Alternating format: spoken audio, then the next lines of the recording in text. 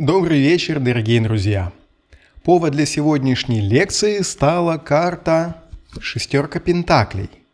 И несмотря на то, что это числовой аркан и в классической колоде Уэйта, да как, впрочем, и в большинстве других, это безымянный персонаж. Но разбираемый нами сегодня герой из колоды Гюстава Доре, благодаря книге Оноре де Бальзака, мы получили героя, который поможет нам полнее раскрыть смысл карты. И теперь этот аркан получился очеловеченным, и за ним теперь стоит архетип – герой, с которым я вас сейчас познакомлю. Во времена, о которых писал Бальзак, священники в брак не вступали, однако имели покладистых и пригожих сожительниц. К сожалению, с тех пор, как всем известно, собор запретил им это дело, поскольку не видел ничего хорошего в том, что бабы потешаются над чужими исповедями, а главное над тайнами церковных установлений и закулисных козней. Последним священником в тех краях, кто более или менее законно держал в своем доме женщину, одаривая ее своей умозрительной любовью, был некий кюре из милого местечка под названием Азе-Лё-Ридель. Это было то время, когда женщины еще не чурались запаха священников. По правде говоря, этому кюре повезло, что он родился в те поры, ведь он был хорош собой. Отличался статным телосложением, здоровым румянцем, высоким ростом и силой. Ел и пил, как выздоравливающий после болезни. В общем, опоздай он на полстолетия. Быть бы ему собственным палачом, коль он попытался бы придерживаться предписанного каноном воздержания. Ко всему прочему, сей кюре был темноволосый, а в глазах его горел огонь и блестела влага, способная разжечь или залить все очаги, кои надобно разжечь или потушить. И никогда в Азе не бывало подобного кюре. Кюре-красавца, с косой саженью в плечах, бодрого, всех благословляющего и одаряющего улыбкой, любящего венчать и крестить больше, чем отпевать, доброго шутника, благоговейного в церкви и настоящего мужчины во всем. На свете немало пастырей, которые любят хорошо поесть и выпить. Попадаются и такие, что охотно дарят свое благословение, и такие, что умеют посмеяться, однако все они вместе взятые в подметке не годятся вышеупомянутому кюре, ибо он один искренне пекся о своей пастве, поддерживал своих прихожан в горе и в радости, и всякому, кто видел, как он выходит на улицу, хотелось его приголубить, до того его все любили. Он, кстати, первый сказал в своей проповеди, что черт не так страшен, как его малюют. И он же в пост для некой госпожи превратил куропаток в рыб, объявив, что окуни, которые водятся в реке, это речные куропатки, и наоборот, куропатки – это воздушные окуни. Он никогда не пичкал народ нравоучением и часто со смехом говорил, что предпочитает попасть в мягкую постель, чем в чье-то завещание. Что касается бедных и страждущих, то кто бы ни пришел в пастырский дом за подаянием, он не уходил обиженным, ибо душа у кюре была широкой, а рука щедрой, и он при виде чужой нищеты и увечий стремился залечить каждую рану. Однажды с ним случилась беда, и он потерял свою сожительницу, а церковное начальство не дозволило ему найти ей замену. И из-за этого означенный кюре лишился всей домашней утвари. Весь приход почитал за честь одолжить ему посуду, тем более, что этот человек никогда ничего не портил, не ломал, и с большим тщанием все мыл, такой он был славный. Не желая злоупотреблять вашим вниманием, скажу, что когда этот добрый пастырь приставился, собрался весь его приход, и старые, и малые, все до единого лили слезы в печали, горе и скорби, и жаловались: «Ах, мы потеряли отца, А девицы, вдовы, замужние женщины и совсем еще девчонки переглядывались между собой, оплакивали его точно лучшего друга и повторяли: «Он был больше, чем Кюре, он был мужчина». Таких пастырей уже больше нет и не будет. Семена их по ветру развеялись, и никакие семинарии тут не помогут. И даже бедняки, хоть он и завещал им все свои сбережения, ощутили утрату. Один старый коллега, о котором Кюре всегда заботился, возопил на церковном дворе: «Я-то что не помер?» Верно желая сказать, почему смерть не забрала меня вместо него. Тут некоторые не удержались от смеха, что вовсе не прогневала тень доброго азейского пастыря. Вот такой интересный у нас безымянный, кстати, герой. Как вы заметили, щедрой души человек и при этом пользовавшийся успехом у дам. Кстати, сам рассказ называется «Кюре из Азе-ле-Ридо». И, конечно, я не цитировал его целиком, но внутри содержится пара-тройка пикантных историй, связанных с интимной жизнью нашего героя, нашего Кюре. Скажем так, формат 18+. А вот причем в этом смысле шестерка пентаклей и такая популярность у женского пола? А вот когда дойдем с вами до взаимоотношений по этому аркану в реверсе, вот тогда напомните мне, я вам расскажу причем. Теперь, основательно познакомившись с нашим священником, можем взглянуть на обе карты сквозь призму новых знаний. Обратите внимание на гравюру, которая послужила основой для карты. Если ранее это был малоразборчивый набор персонажей, то теперь мы отчетливо видим нашего Кюре, которого словно вокзальные голуби окружили бедняки и страждущие, и он, в свою очередь, оказывает им помощь, а именно финансовое подаяние. Конечно, визуал сильно отличается от уэйтовской шестерки, но вот смысл тот же. Давайте традиционно перейдем к нашим 7 пунктам, которые помогут полнее раскрыть любой из арканов, даже из незнакомой колоды, даже из впервые увиденной колоды. Это список не готовых ответов, а скорее структура, которую нужно заполнить словно анкету-опросник. О чем речь, сейчас покажу. Каждый из арканов может отыгрываться как что-то внутреннее или внешнее. Этот пункт я называю «внутри и снаружи». Пункт «внутри и снаружи» показывает, либо мы что-то делаем, тогда это наше, внутреннее, или над нами что-то делают, тогда это внешнее. В данном случае шестерка очень хорошо делится на эти две половинки, поскольку есть две разные стороны, дающая и принимающая. Соответственно, по этому пункту важно понять, наш клиент, на кого мы смотрим, это священник или страждущий, образно говоря. То есть он дает или принимает. Следующий пункт – это карты до и после.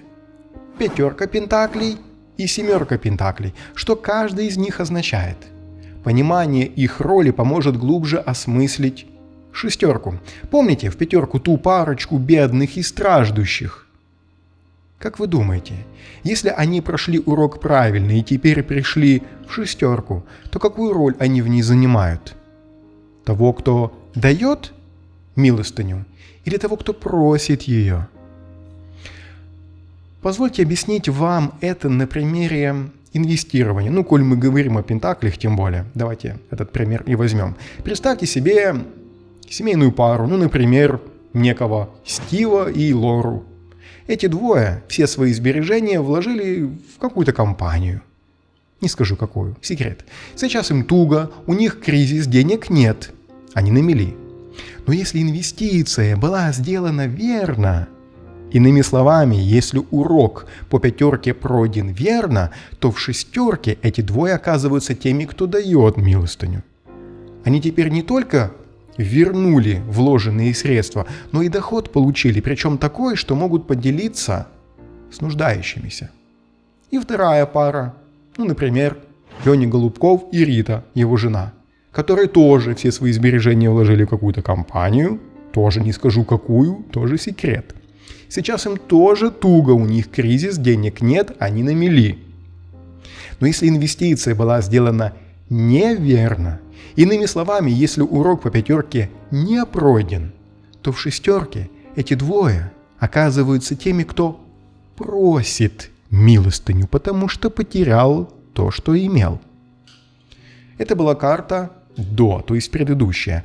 А следующая, семерка, она словно показывает вчерашнего инвестора из пятерки, но уже более умного. Он тоже во что-то вложил, инвестировал в сбережения.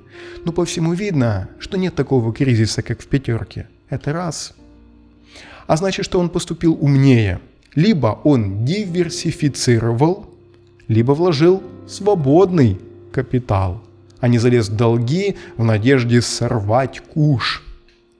И теперь просто-напросто ждет получения дивидендов от вложений. Понятное дело, что если это воображаемый Леня Голубков, то он не дождется этих самых дивидендов. Это была карта после. Так вот, помня арканы до и после, мы лучше раскрываем смысл любого из арканов, в данном случае шестерки, понимаем, как мы можем себя чувствовать, как человек или как ситуация, которая разыгрывается вокруг этого человека. Следующий пункт – это статика или динамика, изображенная на карте. Глядя на нее, что этот аркан.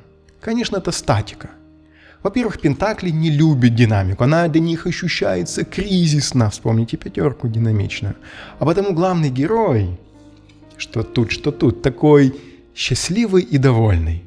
Ведь у него все хорошо, он сытый, одетый и в меру обеспеченный. Никуда не спешит. Он везде успел. Статика. Буквальное прочтение. Следующий пункт.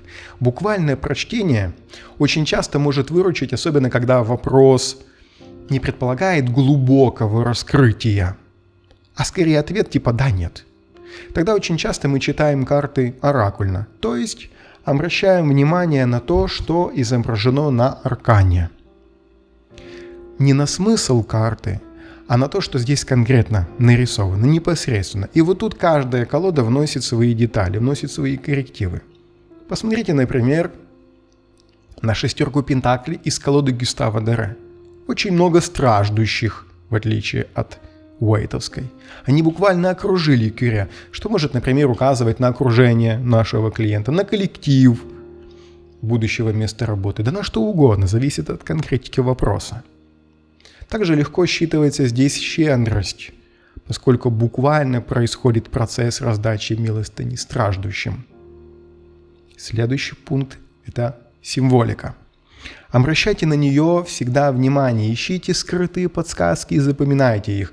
Они будут для вас словно ключики, открывающие потайные двери в более глубокий смысл карты. Уэйта – это и человек, одетый в богатые одежды, как символ состоятельности и благополучия, и два разных бедняка. Одному все, а второму ничего. Над его головой весы, как символ того, мол, каждому воздастся по заслугам. Ведь не каждый бедняк на самом деле может нуждаться в подаянии. Это и прозрачный фон, как указатель на то, что ситуация прозрачная, предельно ясная. А вот на карте из колоды Доре как таковой символики нет. Традиционно не сложилось ввиду молодости колоды. А вот сама история, написанная Бальзаком, вот она как раз помогает глубже понять аркан, и мы просто вспоминаем историю, связанную с нашим священником, его черты характера. Помните, например, когда с ним самим приключилась беда, и он лишился гражданской жены, так он сам стал нуждаться. Так что по шестерке это не только уметь давать, но и уметь получать. В какой-то момент он давал, но однажды пришлось и ему просить, и ему получать. Пусть вас это не удивляет, но быть благодарным – это тоже вторая сторона шестерки пентаклей. Следующий пункт. Масть. Обращаем внимание на масть или на знак зодиака, который скрыт за арканом. В данном случае это пентакли. Стихия Земля.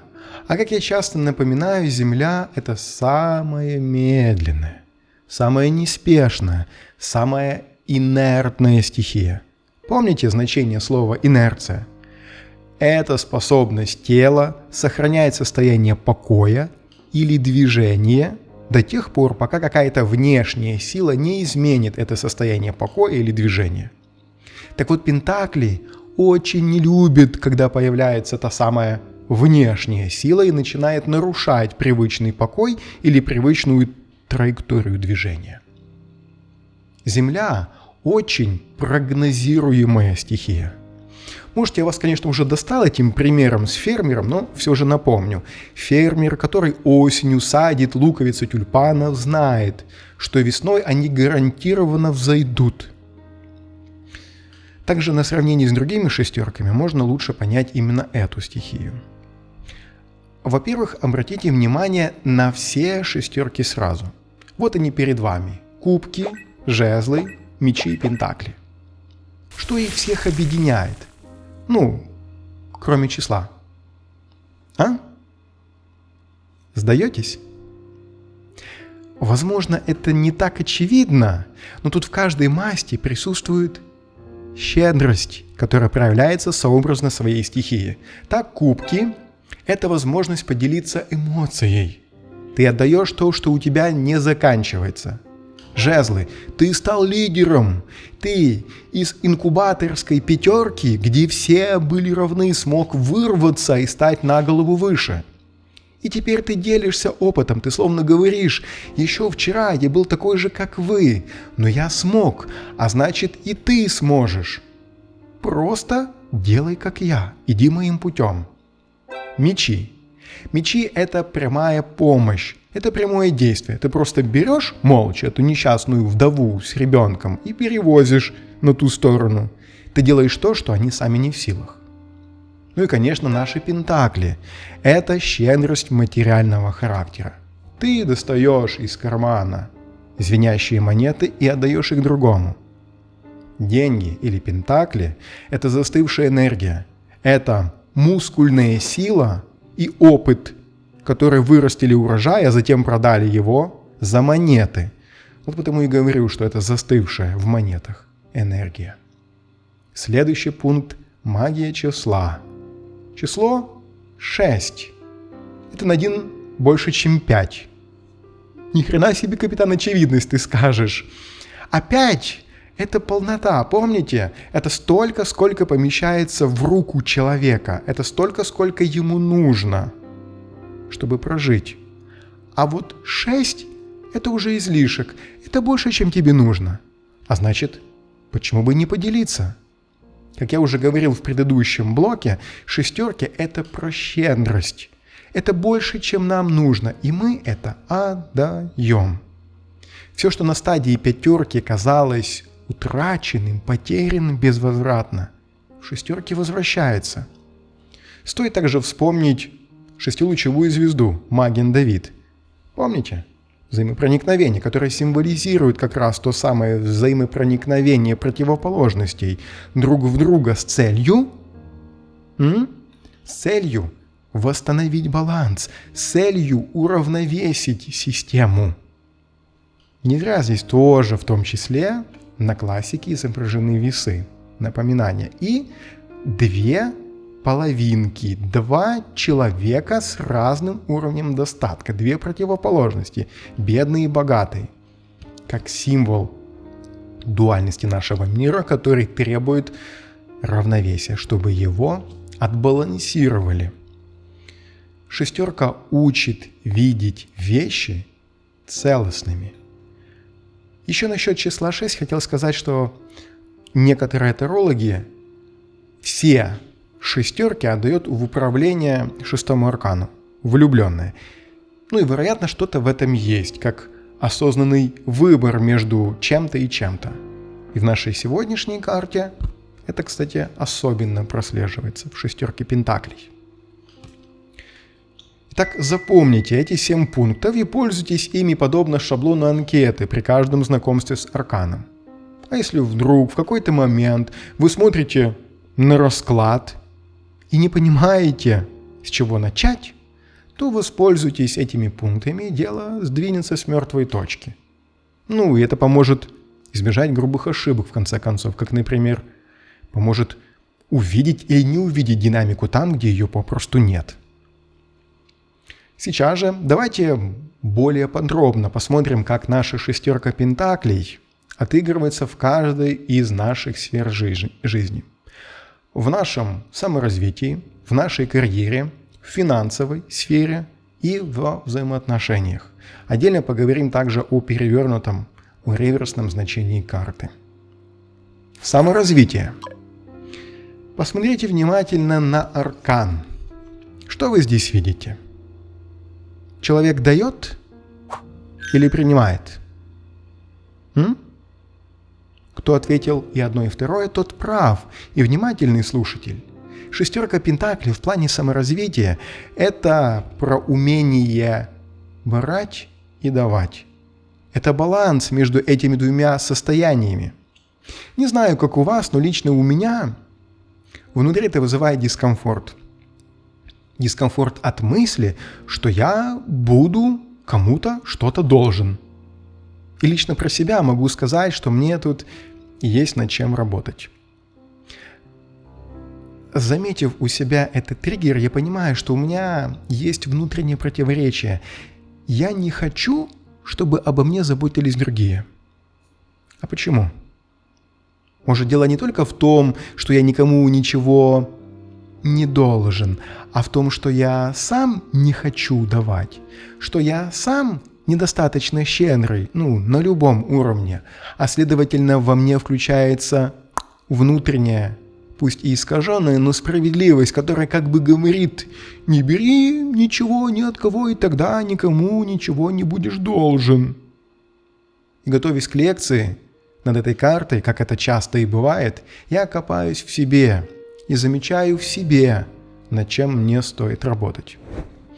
Расскажу вам историю по этому поводу из моего детства. Когда мне было 7 лет, по-моему, может быть 8, со мной в школе произошла ситуация, которая дала мне понять, что я не умею извиняться, оказывается.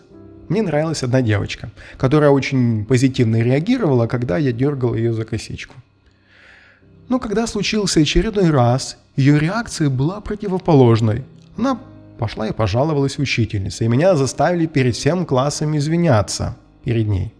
Ситуация получилась смешная, потому что я перепутал, как оказывается, девочек. Было 2 похожих для меня девочки, Таня и Леся. И все, конечно, хохотали, когда вместо того, чтобы подойти к Лесе, я пошел извиняться к Тане. Но речь о другом. Когда я копался в себе и думал над теми событиями, то пришел к выводу, что у меня внутри жило феноменальное правило: делай все правильно, и тебе никогда не придется извиняться. Гениально, не правда ли? Как-то же я дожил до 7 лет с чувством, что я идеален и ни перед кем не извинялся. Представляете? Вы думаете, что я далеко с тех пор ушел? Я так не думаю. Да, я научился жить в социуме, но в глубине эта триггерная точка есть. Я знаю о ней и пытаюсь сознательно обращать на нее внимание. Так вот, возвращаю вас мысленно с того, с чего мы начали, что шестерка пентаклей – это баланс между умением давать и брать. И этот аркан учит нас соблюдать это равновесие этих 2 половинок. И как вы знаете, преодолеть эти трудности можно внутри себя. Все наши действия проистекают изнутри наружу, изнутри наружу. Человек по этому аркану стремится заботиться о других, совершает похвальные действия, использует свои ресурсы, то есть свое богатство для помощи другим, занимается благотворительностью. Такой человек поддерживает, он отзывчивый, сочувственный, благородный. И хотя это стихия Пентакли, Земля, но данное описание очень созвучно и похоже с чем-то кубковым, не правда ли? Какая-то эмпатичность присутствует, способность сопереживать и сочувствовать. Это отнюдь не про Пентакли, но по этому аркану это присутствует. И это эмпатия, которая выражается в конкретных действиях. Вы же знаете, что мы все состоим из разных стихий. Мы не оторваны от всех остальных. Да, чего-то может быть больше, но мы способны проявлять разные черты и своего характера, и разные проявления этих самых стихий в одном человеке, то есть в себе. При этом, когда сам человек принимает помощь, то он в долгу не остается и спешит вернуть полученное, в том или ином виде. Обратите внимание на классический аркан. Помощь получает лишь один из двух бедняков, хотя оба имеют равные условия и возможности. Казалось бы, да? Это еще одно указание на то, что подарки судьбы не случайны. Карьера. Это замечательная карта, особенно когда она выпадает на вопрос о будущем месте работы или о возможном повышении в должности. Она говорит, что все будет хорошо. Помню, что эта карта баланса, стоит знать, что это работа в команде, где каждый выполняет свою роль, соблюдая равновесие и взаимодополнение. Каждый в коллективе отдается общему делу и вносит свой вклад, свою лепту. Как сигнификатор команды говорит о хорошей, правильной рабочей атмосфере. Если вопрос, например, касается зарплаты, то тут не стоит сомневаться, что она будет достойная. Правда, соседние карты могут несколько омрачить картину, например, давая понять, что, вы недостойны этой зарплаты, или что она как бы с барского плеча снята. Впрочем, это скорее уже такое реверсное значение карты. Просто стоит помнить, что даже прямо выпавшая карта при негативном окружении может вот так вот негативно прочитаться. Если вопрос касается, что мне, предположим, или клиенту перенесет будущий бизнес, то шестерка пентаклей укажет на наличие ресурсов для этого. Даже если, может быть, их нет, но потенциально в этом деле они появятся, они будут. При соседних хороших картах, естественно. Также говорит о балансе между спросом и предложением. То есть, когда две есть стороны, как это часто бывает в бизнесе, торговле, клиент и продавец, то оба остаются довольны. И, конечно, это могут быть какие-то конкретные сферы бизнеса, связанные с меценатством, благотворительностью, пожертвованиями. Это может быть сбор средств или, например, жизнь на дотации, на пособие. Это скорее такие уже буквальные, оракульные прочтения этого аркана. Финансы. Мы с вами не единожды говорили, что деньги – это энергия, в том числе и сегодня. Как говорил Иосиф Бродский, наряду с землей, водой, воздухом и огнем, деньги – суть пятая стихия, с которой человеку чаще всего приходится считаться. Давайте в который раз я напомню, что мы тратим свою физическую энергию в течение времени, и это превращаем в деньги. Алхимия не иначе, просто какой-то философский камень. Следовательно, отдавая или получая деньги, то есть пентакли, мы получаем или отдаем энергию. В разрезе этих знаний интересно подумать насчет кредитов. Если это энергия, то как же мы можем получить то, чего еще нет? Как нет? Деньги-то есть? Так это и есть шестерка пентаклей. Вам дают энергию в долг, а вы ее обязуетесь вернуть. То есть мы получаем взамен эти самые деньги, эту энергию, взамен на что? На обещание вернуть.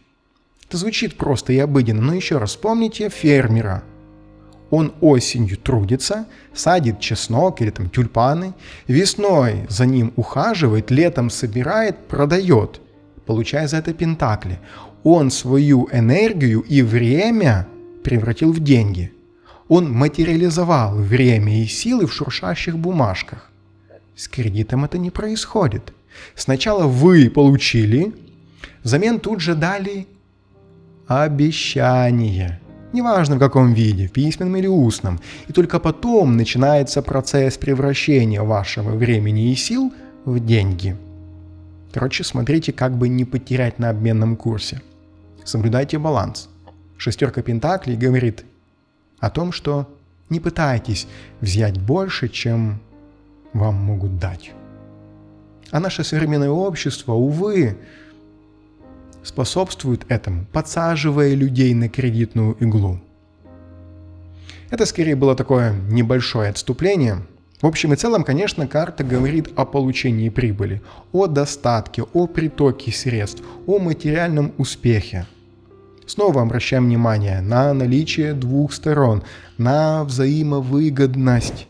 Если мы говорим о богатстве, то это не выигрыш в лотерею. Это не что-то свалившееся из ниоткуда. Человек пришел из 5 пентаклей. А помните, что он там делал? Он там инвестировал. Причем, как мы помним и видим, точнее, выгодно инвестировал. Помните, что есть 3 способа обращения с деньгами. Зарабатывание, сохранение, приумножение. Так вот, 5 пентаклей – это приумножение, или иными словами, инвестирование. Задача состоит в том, чтобы деньги работали сами на себя, без вашего активного участия. А 6 пентаклей – это как результат удачного инвестирования. Это то, куда мы пришли из 5. Причем настолько удачно, что человек не только вернул вложенное, но и заработал столько, что считает нужным восполнить баланс в системе и отдать часть просто потому что. Возьмите себе за правило 10% от своего любого заработка тратить на благо других людей и животных. Во-первых, вы приносите пользу. Во-вторых, это дарит приятное, теплое ощущение внутри. Отношения. Как вы уже догадались, основываясь на прошлых блоках и пунктах, 6 пентаклей – это карта взаимной поддержки. Тут очень хорошо прослеживается принцип «ты мне, я тебе». Речь идет о равновесии между давать и брать. Причем о взаимном равновесии, а не когда один дает, а второй берет. И как бы в целом, да, семья в балансе. Нет, когда каждый в паре поступает так. То есть каждый в паре стремится больше дать, чем получить. Но поскольку это обоюдное стремление, то возникает та самая гармония и чувство равновесия и баланса. При этом каждый дает то, что может, и берет то, что предлагается другим. Это вовсе не означает делать в точности то, что твой партнер. Потому что каждый богат по-своему. Каждый богат тем, чем беден другой. И это может быть что угодно. Красота, молодость, деньги, жизненный опыт, сексуальная энергия, карьера. Вы же слышали фразу «противоположности притягиваются». А следовательно, в паре присутствует элемент созависимости. Возможно, вы даже видели у знакомых или у ваших родителей, или, может быть, знаете на личном опыте, что люди начинают фантастическим образом дополнять друг друга. Мало того, зачастую они это не только понимают, но и открыто, вслух признают, мол, я без тебя там в такой-то и такой-то ситуации просто бы не справился, рассыпался и развалился бы. Так в паре по этому аркану приходит более глубокое понимание щедрости. Я имею в виду в разрезе разницы во взглядах и потребностях.